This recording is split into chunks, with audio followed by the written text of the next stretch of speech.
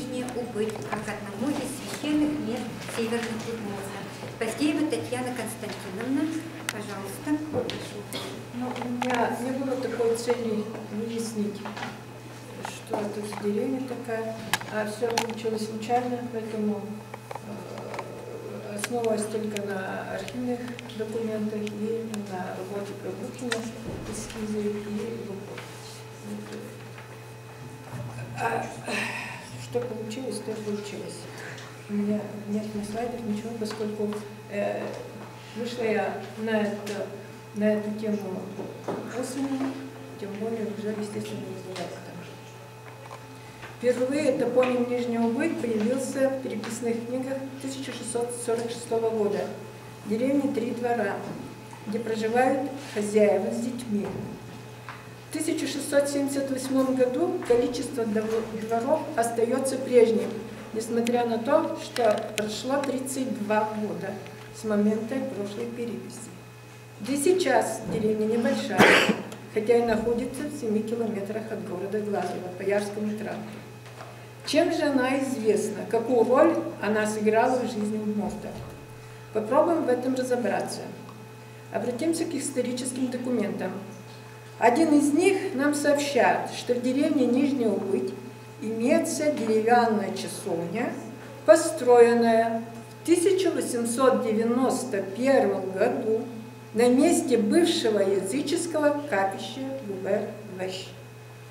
Губер-Вэш – место общественного моления большой округи, куда съезжались удмурты из разных селений через 2 года на 3-й, чтобы помолиться Инмару, Богу-Творцу, попросить благополучия для всего народа. Имеются исторические сведения о том, почему на правом берегу реки Убыль оказалось языческое капище, которое раньше находилось на месте нынешнего города Кирова. В силу того, что христианство наступало с запада, удмурты вынуждены были перенести место общественного моления на восток, в сторону нынешнего города Глазово. Вот что сообщает об этом этнограф Первухин. Предание говорит, что когда русские сожгли Баджин-Квала в городе Хлынове, ватяки собрали пепел и уголье и, избрав поляну в окружающих Хлынов лесах, посеяли на ней пепел и уголье. И, избрав поляну, то есть заменившим,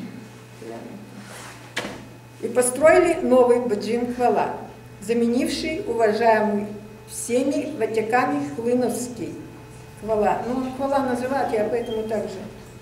Но на первом же молении, приносимый в жертву бык, уже раненый, убежал оттуда. А так как упустить животное, причем в жертву, по верованиям ватяков-язычников, должно было принести к страшному несчастью для всего народа, то за быком пошли, чтобы отыскать и убить его на месте, если нельзя его привести обратно. Долго шли по следам быка и, наконец, нагнали его весьма утомленного именно на том самом лесном островке среди болота на берегу реки Убыль. Место было ничем не привлекательное, малодоступно для людей, находилось в 5 верстах от устья реки и в сажениях 100 от теперешнего через реку Убыль моста на Вятско-Глазовском тракте. Необходимо отметить, что данный участок земли был местом особым.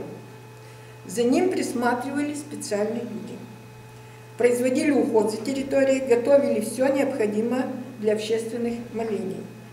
В Баджин-Куале, Великой Куале, относится не только определенный земельный участок. Жрец и его помощники садили родовое дерево, закладывали рощу, строили куалу. Слово «куала» имеет 2 значения. Ну, там выделяют и 3 значения, но я выделила 2. Деревянное здание, строение первое. Второе – место, на котором происходили общественные моления. Куалу, деревянное строение из нетолстых бревен без окон, потолка и пола, строили всем миром.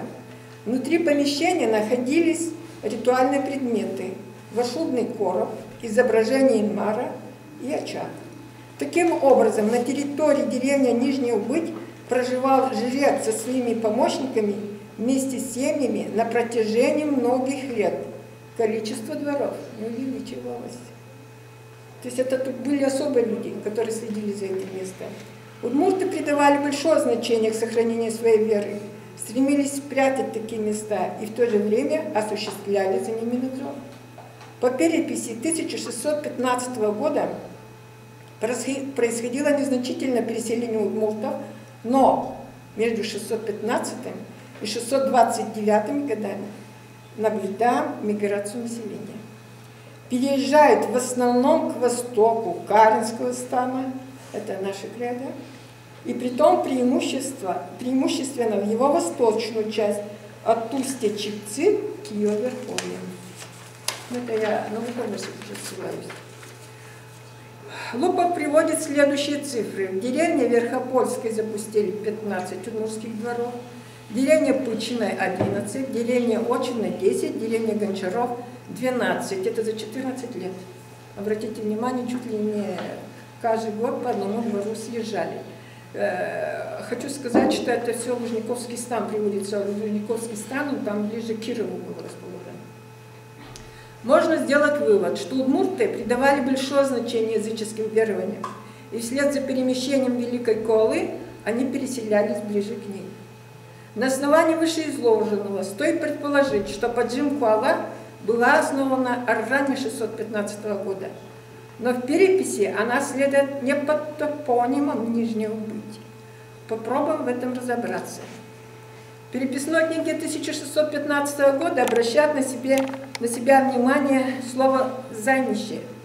Значение данного слова трактуется как «прибрежная полоса, затопляемая разливом». Следует отметить, что удмурты селились на возвышенных участках. В одном из займищ имеется два двора, в которых проживают удмурты Тыбешка-Сабанчев и Ченкоса-Байчев. А проживают они в поселении, которое записано так: погост, что было займище Сакреева-Дамуина.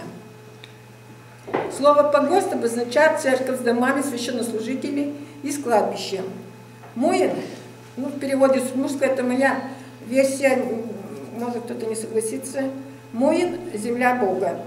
В термине Сакреева, думаю, допущена неточность, поскольку на странице 191 читаем Сареева. Точное значение пока не определено. То есть сначала перечисляется Сакреева до Муина, а через две страницы Лупов ссылается на Спицына, что Спицыну пришлось в Ленинградском архиве, в Санкт-Петербургском архиве искать выдранную страницу 6 населенными пунктами. Вот, и там тем более перечисляется вот это селение, написано Сареева Дамуина. Фактически, что обозначает, сказать сложно, поскольку нет имени Сакрея, не встречалось мне, по крайней мере, ни Сакреев. Что она значит, пока неопределимо. Если перевести на современный русский язык, погост, что было займище Сакреева Дамуина, звучит эта фраза примерно так: земля Бога с домами служителей Колы, прибрежная часть которой затопляется водой. Таким образом, можно заключить, что языческое капище в деревне Нижний Убыть существовало с начала XVII века и до середины XVIII века, примерно 750-й, когда в Елове уже строилась церковь. Точнее, там пораньше она начала строиться, но опять ссылаясь на Первухина, что в связи с тем, что начали строить церковь в Елове, это Елово-Ярский район, то удмурты почувствовали себя не совсем безопасно на этом месте и перенесли Колу на новое место, это на 40 верст по Убыти. Это место у Первухина, значит, отмечено следующим образом. Близ починка Маловинишского, по одним данным идет как Маловинишский, но если там вспомним, что короб был сожжен близ деревни Виниш, ну еще там некоторые данные есть, то это Фрузинский учхоз нынешний. Вот таким образом на новом месте Великокола или Губерг-Вэш просуществовали около 100 лет, вот там уже близ, то есть нынешнего Фрузинского учхоза, да, просуществовало 100 лет. Примерно 150 лет это, ну, плюс-минус 10, может быть, даже четко не могу там сказать, в Нижнем Убыте, и всего, значит, 250 лет просуществовала у нас Баджинкола, Великокола. Но хочу сказать, что Губерг-Вэш все-таки называлось это место в Фрузинском учхозе, поскольку губерния была образована в 780 году, а здесь, наверное, все-таки называлась Баджинкола, Нижний Убытие. Таким образом, хочу сказать, что о тех местах, которые говорит Первухин, они у нас находятся в Глазовском районе, Нижний Убыть и Фрузинский учхоз. Спасибо.